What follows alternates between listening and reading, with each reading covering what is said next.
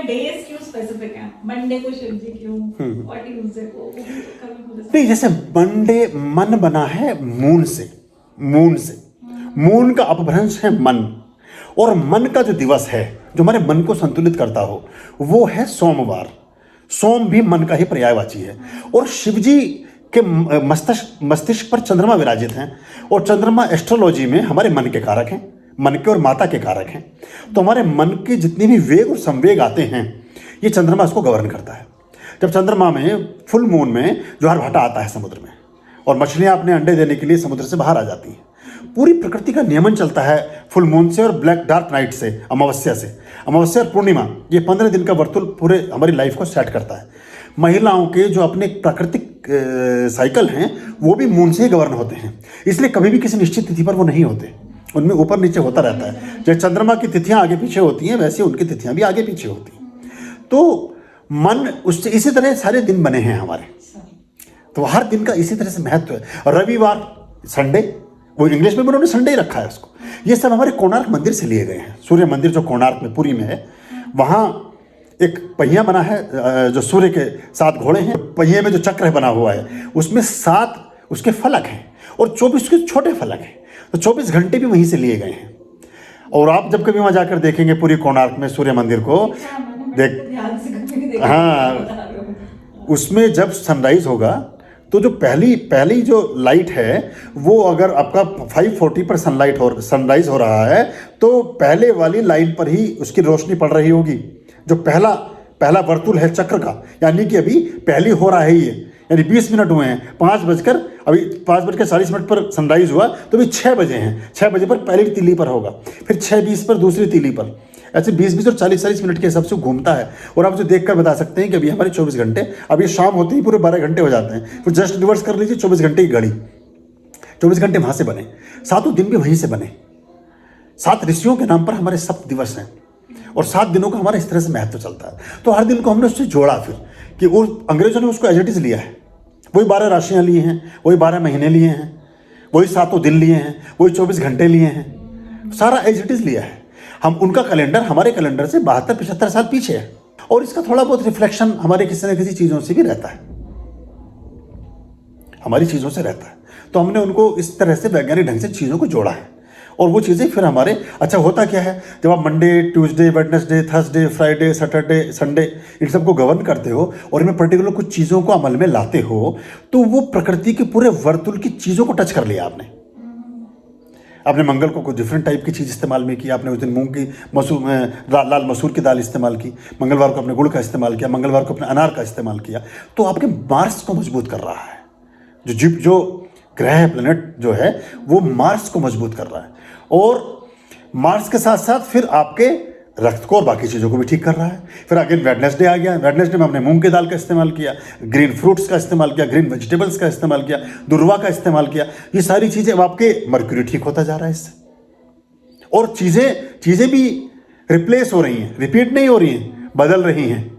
आपके फ्रूट्स बदल रहे हैं, आपकी दालें बदल रही हैं, आपका अनाज बदल रहा है, आपके जूसेस बदल रहे हैं, आपके क्लॉथ्स आपकी सब चीज़ें बदल रही हैं। तो बदलाव से आपका रिदम बना हुआ है। आप फेस्टिवनेस में भी हैं, उत्सव धर्मिता भी पैदा हो रही है। आप बोर नहीं हो रहे हो, ब्लैक 7 दिन। अब अंग्रेजों को देखो ना, उनका बहुत जल्दी बोर्डम शब्द ही पश्चिम से आया, भारत में कोई बोर्डम है ही नहीं। फिर आप जुपिटर अगेन आप आ जाइए थर्सडे, अब जुपिटर ग्रह आ गया, अब येलो चल पड़ा सब। अब यहाँ मूंग की दाल आ गई, अरहर की दाल आ गई, बनाना केला आ गया, पंपकिन आ गया, केसर आ गया, तो सारी चीज़ें येलो कलर की चीज़ें आज सब आ गई। तो आपका हमारे यहाँ तो रोज़ एक दिन उत्सव है, प्रतिदिन एक नया जन्म है। हम रोज़ एक नया जन्म लेते हैं हिंदुज़्म के अनुसार और रोज़ उसको जीते हैं। इसलिए भारत में ये इतना डिप्रेशन, इतना अवसाद ये सब नहीं आया। हाँ, भारत में रहने वाले लोग जो पश्चिम की शैली को अपना लिए हैं, भारत में रहने वाले जो लोग अंग्रेज बन गए हैं, ना तो वो अंग्रेज ही हो पाए, ना वो हिंदुस्तानी ही हो पाए, वो कहीं भी नहीं रहे। टेक ऑफ तो हो गए, लैंडिंग उनकी हुई नहीं है, वो हवा में मंडरा रहे हैं, वो डिप्रेस्ड हैं। उन्हीं को दवाइयों की ज़रूरत है, उन्हीं को काउंसलिंग की ज़रूरत है, उन्हीं को परेशानी है, उन्हीं को 10 तरह के परामर्श की आवश्यकता है, वरना किसी को ज़रूरत नहीं।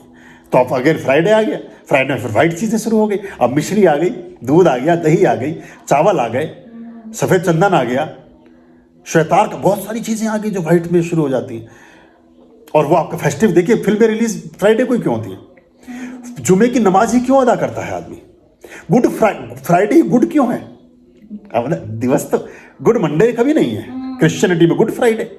और ये जुमे की नमाज, तो जुमा यानी कि वो वेल्थ का, हमारी वेलनेस का, हमारे वेल्थ का, हमारी प्रॉस्पेरिटी का, हमारी समृद्धि का दिवस है।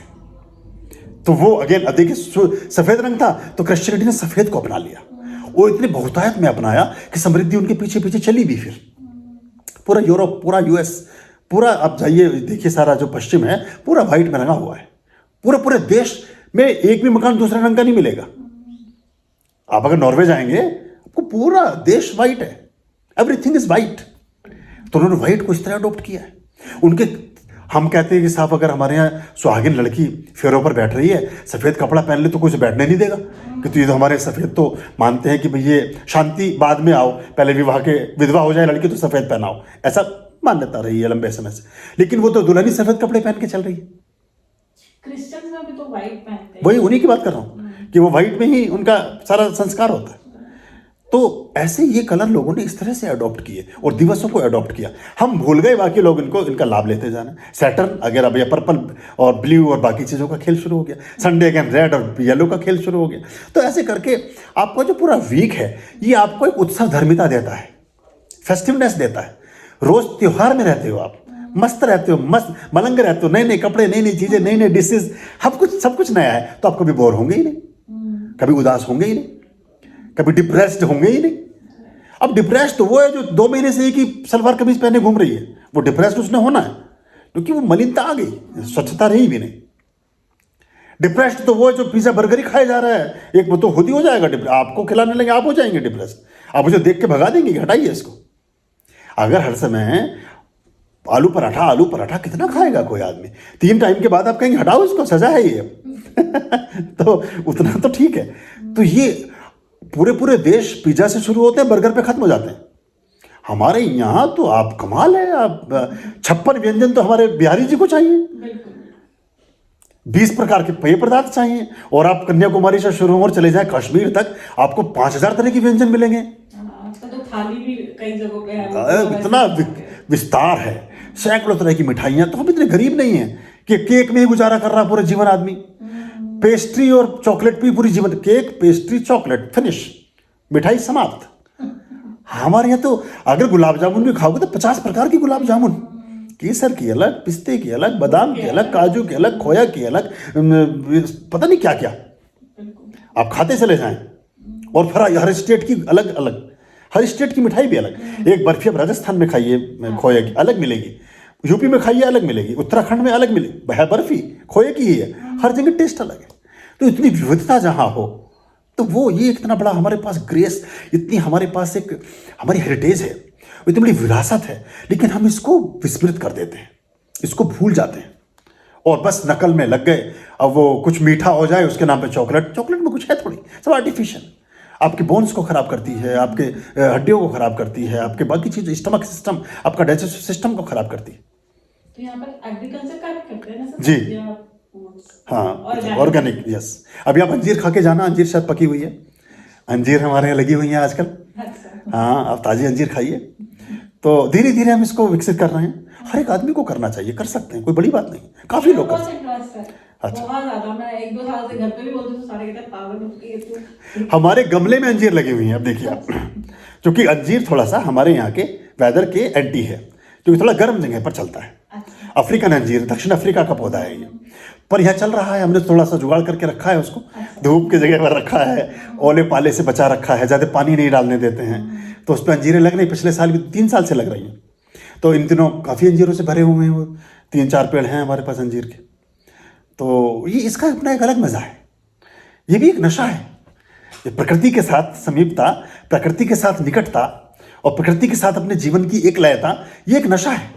अब पता नहीं पिछले 1-1.5 साल से जैसे होता है ना कि इंसानों से मन मर गया, तो लगता है कि नहीं, जानवर जो कुछ नहीं बोल सकता, हाँ, वो ज़्यादा क्लीन। जैसे अल्मोड़ा में एक जगह बात हुई तो उन्होंने कहा हमारे पास जमीन है, वहाँ पर आप रोज की खेती कर सकते हो, या उन्होंने मुझे हल्दी सजेस्ट किया और एलोवेरा, इस तरह से बहुत। आप हमारे यहाँ कर लो, हमारे बहुत लैंड है। अब 2-4 बीघे जमीन में करो खेती, हमें 1 रुपया नहीं चाहिए आपसे, नॉट ए सिंगल पेनी, 1 रुपया भी नहीं लेंगे आपसे, पर हम करेंगे कुछ नहीं उसमें। मतलब हाँ, हम आपको कुछ भी आपको सोचें कि हम तो आपकी देखभाल करें, वो ठीक है। आप जो है 4 बीघे 5 बीघे 6 बीघे हमारे बहुत सारी ऐसी मेडिसिनल वैल्यू के प्लांट्स हैं हाँ। और बहुत महंगे। अब देखिए हमारे किन्नौर, एक उसका जो पर्वतीय भाषा में नाम है किन्नौर है, शुगर में उसका बड़ा अच्छा उपयोग है। हमारे यहाँ उसके थाउजेंड्स ऑफ झाड़ खड़े हैं, उनकी जड़ें हम देते रहते हैं लोगों को, चूँकि वो जड़ उसकी निकलती रहती हैं।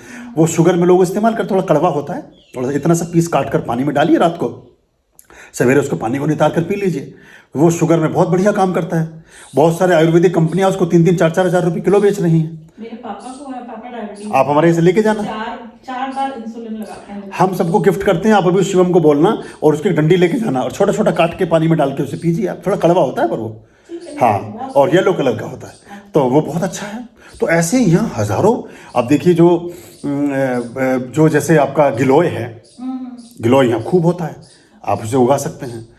ऐसे ही यहाँ मतलब बहुत सारी ऐसी आयुर्वेदिक औषधियाँ हैं जिनको आप लगा कर सकते हैं, जो यहाँ होती हैं।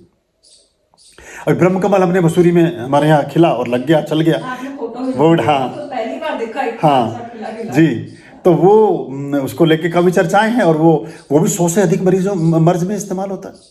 100 से अधिक रोगों में ब्रह्म कमल का इस्तेमाल किया जाता है। तो ये जानकारी नहीं है लोगों को। हाँ, पर आयुर्वेद भरा पड़ा है इससे, क्योंकि हम इन्वेंट नहीं कर रहे, हमने भी ग्रंथ में ही पढ़ा है, मतलब, और थोड़ा उसको देख रहे हैं कि हाँ कैसे काम करता है। जो हमारे चरक संहिता है और उनमें उसको उल्लेख है, और हजारों साल से लिखा हुआ है ये चीज़, उसमें उसका लिखा हुआ कि इसको अगर ऐसे करेंगे, ऐसा करेंगे तो ऐसा है। हाँ, उसके नाम कुछ कहीं चेंज हो गए हैं, पर वो बहुत काम की चीज़। अब ये जो अंजीर है, अंजीर भी 3-4 हज़ार रुपये किलो बिकती है, फ्रेश अंजीर, और ड्राई अंजीर तो और भी महंगी है। तो अंजीर महिलाओं के लिए तो अमृत, महिलाओं के लिए वरदान कहा गया अंजीर को। उनके जो यूट्रस है वो अंजीर की ही शेप का होता है, तो उनके जो अपना एक बॉडी का अपना एक तरीका है, अपना एक सिस्टम है, उसको ये प्यूरीफाई करता है। तो महिलाओं को तो कहते हैं अंजीर बहुत, उन्हें तो रोज़ खाना चाहिए, वो 50 तरह की चीज़ों से बची रहती हैं। उनको कभी भी अपने गायनिक बहुत सी चीज़ें होती हैं, कभी उसकी प्रॉब्लम नहीं होगी अंजीर का इस्तेमाल करने से। ड्राई भी मिलता है, ड्राई फ्रूट की तरह बाजार में मिलता है, लेकिन फ्रेश लगाएं, घरों में लगाएं। अब हमारे इतने ठंड में हो सकता है तो किसी के यहाँ भी हो सकता है, हमारे गमले में हो सकता है तो आपके गमले में क्यों नहीं हो सकता। पर थोड़ा सा, और कोई ज़्यादा देखभाल भी नहीं होती है, बस थोड़ा ये प्यार चाहते हैं पेड़ पौधे भी, क्योंकि इनमें भी जीवन होता है। हाँ, क्योंकि इनमें हमने एक फ़र्क देखा कि जो पेड़ पौधे हमारे बहुत निकटतम है, जो मंत्र के पास हैं, जो जोत के पास हैं, थोड़ा वो अलग से उनकी ग्रोथ है, तो थोड़ा दूर हो गए हैं, जिनमें कोई लेबर भी पानी डाल देती है या कोई लेबर भी छू देती है, थोड़ा सा वो उनमें ज़रा कुछ फ़र्क है। पर हाँ, पर फिर भी चल सब रहे।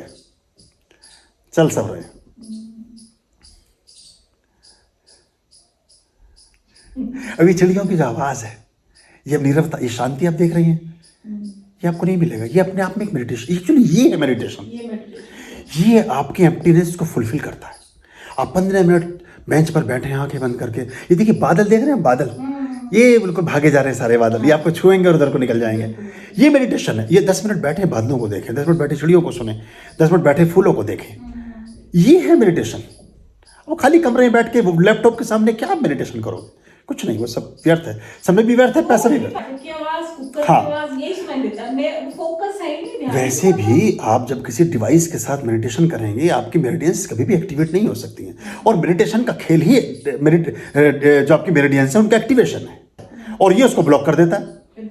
इसका जो मैग्नेटिक फोर्स है, चाहे वो लैपटॉप है, चाहे मोबाइल है, चाहे कोई भी डिवाइस है, तो ये ऋषि मुनि जो झोपड़ी बना करके और जो कंदराओं में बैठ करके मेडिटेशन कर रहे हैं, वो पागल थोड़े थे, वो पत्थरों के बहुत बड़े बड़े मकान बना के उसमें रह सकते थे। ये प्रकृति के साथ जितना जुड़ते हो उतना ठीक से काम होता है। ऐसे स्विमिंग है, बहुत सी चीज़ें। अब कोई कहेगा स्विमिंग आपको ऑनलाइन क्लास कराएंगे आप स्विमिंग का? आजकल योगा भी ऑनलाइन करा रहे हैं सब। अब कुछ तो चाहिए ना लोगों को, अब काम धंधे बंद हो गए हैं तो ऐसे ही ठीक, कुछ तो लोगों को पास कुछ लोगों को भी चाहिए उलझने के लिए। मतलब एक तो उलझाने वाला चाहिए और एक उलझने वाले भी तैयार हैं, बल्कि उलझाने वाले कम हैं, उलझने वाले ज़्यादा तैयार बैठे हैं। अब उन्हें लग रहा है कि 2 घंटे मेडिटेशन कर रहे हैं, हमारे पापा कुछ नहीं कहेंगे, मम्मी कुछ नहीं कहेंगे, हस्बैंड कुछ नहीं कहेगा, लेकिन वो वेस्ट कर रहे हो आप टाइम, कुछ नहीं होगा उससे तो अच्छा था किसी पार्क में जाके किसी पीपल के नीचे बैठ जाते हैं आंखें बंद करके, तो ज़्यादा लाभ मिल जाता। ठीक है। आर्यं शरणं शुभमस्तु, संभव करणं अरमस्तु। आर्यं शरणं शुभमस्तु। सर्व